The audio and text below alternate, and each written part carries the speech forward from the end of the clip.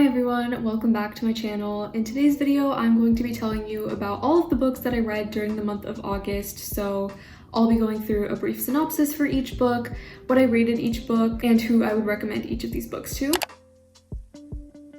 As always, I'm going to first give you a brief overview of what my reading looked like last month. So I ended up reading 7 books total and my average Storygraph rating was 4.64 stars. I think that's my highest monthly average since I started making these videos, so I'm really happy about that. The reason why it's so high is because I was just trying to finish the Winston Brothers series in August and I really enjoyed that series a lot, so every book in that series was at least 4 stars for me. But yeah, without further ado, let's just get into all of these books. The first book I read was Grin and Beard It by Penny Reed. This is the second book in the Winston Brothers series, and I read this on my Kindle while listening to the audiobook at the same time, and this is how I read all of the books in the Winston Brothers series. This book follows Sienna Diaz, who is a famous actress, and Jethro Winston, who is a park ranger. At the beginning of the book, Sienna is acting in a movie that is being filmed near Green Valley, Tennessee, which is where the entire Winston Brothers series takes place. Sienna has decided to drive to Green Valley on her own rather than coming with the rest of the cast and crew for her movie, but she ends up getting lost on the road, and guess who saves her? That's right, it's Jethro, who is on duty at the time. I talked about the first Winston Brothers book in my last reading wrap-up video, so I won't be going into too much detail in this video about the surrounding world, but to keep things brief, Jethro has had a very dark past and he was part of the local motorcycle club when he was younger, so he's been through a lot and he feels really guilty about everything that he's done in the past to his family and to others. In this book, however, we get to see him apologize to those who deserve apologies from him, and we also get to see him working through all of his own issues. Sienna, on the other hand, is Latina and she is supposedly plus sized, but I believe she says that she is actually just the size of the average American woman and that the media just likes to label her as plus sized. Because of this, Sienna gets a lot of acting roles as a comedic relief type of character, and she does enjoy acting and being an actor in comedy, but her true passion lies in screenwriting. She's written quite a few films and she's working on more, but we get to see her dealing with others not letting her live up to her full potential just because of her size and ethnicity. I read this at the very beginning of August and a lot of the details are escaping me, but this was very unproblematic and I really enjoyed it. It wasn't anything super unique, but I gave it 4 stars, and I think it's worth going in order when you read the Winston Brothers series because a lot of future details were teased in this book. I also really liked Sienna's take on feminism and what it means, and I think that we should all be more like her when it comes to treating others around us. Next, I read the third Winston Brothers book, and this one is probably my favorite. It is called Beard Science, and this book follows my favorite Winston brother, Cletus. Cletus is basically a modern day Sherlock and he is a genius mastermind. He knows everyone's secrets in this small town and he uses them to his advantage and to the advantage of those that he cares about. And he also has an insane amount of knowledge when it comes to just about any topic. The other main character is Jennifer Sylvester and she is a local celebrity. She is an extremely talented baker and her bakery has been featured in the news many times, both within this town and throughout the entire country. She's especially famous for her banana cakes. Despite all of her professional success though, her life really sucks because although she is a full-grown adult, she still has to obey her strict parents' rules and she's still living with her parents. You might be wondering why she lives with her parents when she seems to be making a crap ton of money from her bakery, and the answer is that her parents have locked her money away, so she does not have access to any of it. Every single penny she makes goes straight to her parents, and in turn, her parents tell her what to wear and who she's allowed to see and so on. She's getting really tired of her overprotective and borderline abusive parents, so she decides to take matters into her own hands. She has always wanted to be in a relationship and have kids and all of that, but since her parents have kept her hidden away for her entire life, she doesn't have a lot of social skills and she feels like she can't get a boyfriend until she figures out how to act around men without getting all awkward and uncomfortable. So she asks Cletus for his help in making making her desirable, and she has some dirt on Cletus, so she asks for his help in return for her silence. At first, Cletus is reluctant to help because obviously no one likes being blackmailed, but Cletus quickly realizes that Jennifer is just very desperate and that she just wants to get away from her parents, so he helps her do just that. This book was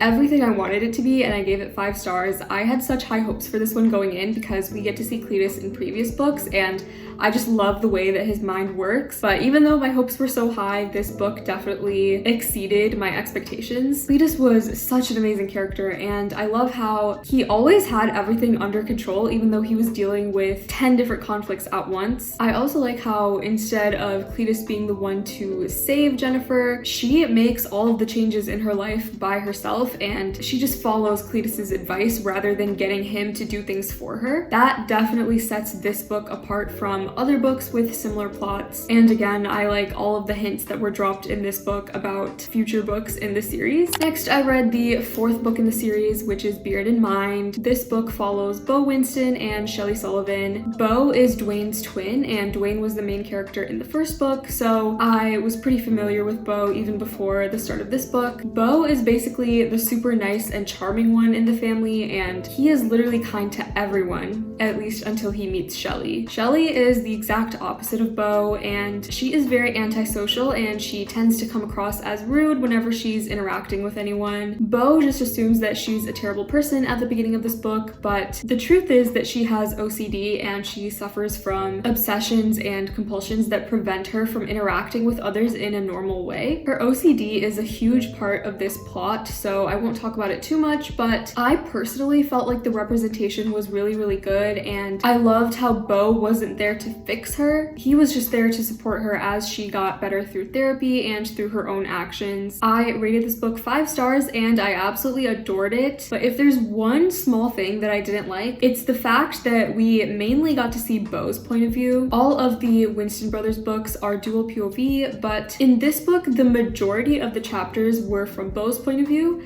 which was fine, but I would have liked to see at least a few more chapters from Shelly's point of view. Next, I went on to read the 5th book, which is Dr. Strangebeard. This book follows Roscoe Winston and Simone Peyton. Roscoe is a veterinarian and he volunteers at animal shelters when he's not working. And Simone is an undercover FBI agent who is pretending to work at a popular diner in Green Valley. So this is a pretty interesting book just in terms of their professions. Roscoe and Simone were inseparable best friends growing up, but in high school, Roscoe suddenly stopped talking to Simone out of the blue, and Simone was never able to get in touch with him after that and find out why. Suddenly, Simone's FBI assignment brings her back to Green Valley and their paths cross again, but there are a few issues at play here. First of all, Simone still doesn't know why Roscoe suddenly stopped talking to her, and second of all, she's investigating Daryl Winston, who is Roscoe's father. Daryl is a horrible person who has done a ton of horrible things, but Simone needs to keep her cover, so she absolutely cannot tell Roscoe, and this creates a very messy situation. I love reading about messy situations in fiction, so this was a delight for me. I rated it 4.5 stars, and I absolutely did not see the plot twist coming towards the end of this book. The only reason why this wasn't 5 stars is because I just couldn't personally relate to any of the characters, and I felt a little bit detached from the story when I was reading it, but I definitely still love this book, and I definitely think it's one of the better Winston brothers books. Next, I went on to read the 6th book, which is Beard with Me, and this one follows Billy Winston and Claire McClure, also known as Scarlett St. Clair. Throughout all of the other books in this series, we are constantly teased with details about Billy and Claire's relationship, and we both know that they have a very dark past that has resulted in them hating each other. This book actually takes place in the past when Billy and Scarlett were still in high school, and I think you should really search up trigger warnings for this book because this is the darkest book in the series. You should ideally search up trigger warnings for all the books in this series, but this one is especially important. Essentially, in this book, we get to see Claire growing up practically homeless because she doesn't want to stay with her abusive father, who is part of the local motorcycle club. We also get to see Billy dealing with his own abusive father, and we get to see how he has to act like the father figure to the rest of the Winston siblings. We also also get to see both of them putting their dreams on hold as they try to just survive everything that the world keeps throwing at them. This book is so heartbreaking, and it's supposed to set up the last book in the series, so this one does not have a happy ending, but everything gets resolved in the next book, so don't be too worried about that. I rated this book 5 stars because it had so much representation for things like abuse and trauma. I also had so much more respect for Billy after reading this, and seeing everything that Billy and Claire went through made me want to see them get their happy ending even more. So I finally got to the last book, which is called Beard Necessities, and this one comes back to the present day. It still follows Billy and Claire, but there's a change of setting. The rest of the books have taken place in a small town called Green Valley, but this one takes place in Italy as the Winstons go on a family vacation. So I absolutely loved that premise, and I loved the change in scenery. Cletus gets all of the Winston siblings and their partners together at the very beginning of this book, and he carefully plots to get Billy and Claire together once and for all. I personally really love it when Cletus gets involved in other people's relationships and in other people's business, so this was an absolute delight. And from the last book, we know that Billy and Claire have some pretty serious things to talk about and some pretty huge secrets that could potentially lead to them drifting apart again, but this book was still so much more lighthearted than the last one. It was very fun and easy to get through, and I loved getting to see the entire Winston family all together in one place. Because of some events that happened in Roscoe and Simone's book, those two couldn't be there, but they still played their part through phone calls and stuff. Other than that, everyone else was there, and I thought it was amazing. I rated this one 5 stars as well, and I think it was such a fitting ending for the series. I think Claire and Billy also dealt with their issues in such a great way, and I like how all of their secrets were put out into the open and resolved. Overall, I highly recommend the entire Winston Brothers series, and all of the audiobooks are available on the Audible Plus catalog, so you should definitely check them out if you have an Audible membership. Finally, the last book that I read in August was Ivy by Will and Ash, and I also read this on my Kindle while listening to the audiobook at the same time. This book has the same vibes as Pretty Little Liars and Gossip Girl, except it's set in college at Aston University. I actually really appreciated the fact that this book was set in college rather than high school because I adore college, as you can probably tell from my channel. Anyway, this book follows 3 college roommates who live in a huge manor. Their names are Ivy, Alora, and Cassia, and they all have some very dark secrets. Ivy's family owns the manor that they are all staying in, and aside from Alora, who is her best friend, Ivy has gone through so many roommates because she likes to have something called roommate trials. Essentially, she likes to mess with her roommates until they leave, and she loves playing mind games and stuff like that. Ivy's family also has a huge business, and her dad wants Ivy to work there after college, but Ivy absolutely does not want to, and she would rather pursue her history degree. Her mom also has some issues that you will find out about later in the book, so Ivy is dealing with a lot, but she is also ruining a lot of other people's lives, so she is definitely a very morally gray character. Ivy's permanent roommate, Alora, has known Ivy since their childhood, and Alora is known as the Ice Princess. She never shows any emotions, and she likes to seem like she has her entire life together. She's secretly seeing Ivy's older brother Zane, but the relationship is purely physical, or at least that's what they both want to believe. Eventually, Zane wants a serious relationship, and Alora freaks out because even though she has feelings for Zane, she's scared about expressing those feelings. On top of all of this, Alora is also dealing with some family issues, which are also revealed later. Finally, the third roommate is Cassia, and she is the one going through Ivy's trials in this book. Cassia has come to Aston University in order to escape her dark past, but Ivy and another person on campus are dead set on unveiling her secrets. Cassia is also into Ivy's twin brother Edwin, so this creates some conflicts as well. Overall, if you like Gossip Girl, I think that you would really like this too. I rated this 4 stars because, in my opinion, the secrets were a little bit underwhelming once they were revealed. Pretty Little Liars is one of my favorite shows, so I was expecting stuff as serious as the things that go on in that show, and this book didn't really go that far, so I would say that if you watch Pretty Little Liars and you felt like it was a little bit too over the top or unrealistic,